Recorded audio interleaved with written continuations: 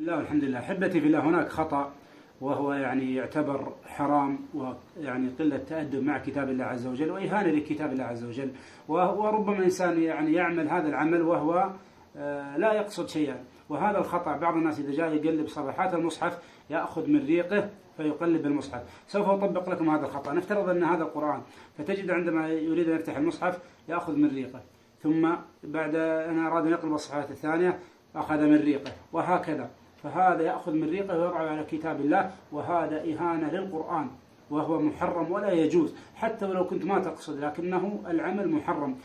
سأل أحد الناس بعض العلماء فقال: يا شيخ، هل يجوز أن نضع هذا بهذه الطريقة، يعني يأخذ من ريقه ويقلب صفحات المصحف؟ فقال الشيخ: ما يجوز. فأعاد السؤال مرتين وثلاث، فأخذ الشيخ من ريقه فقال: يعني قرب وجهك، بحط هذا الأصبع على وجهه، هل تقبل؟ فرفض هذا الشيء، فقال: كتاب الله أولى أن نصونه من وضع الريق عليه سواء قليلا أو كثيرا.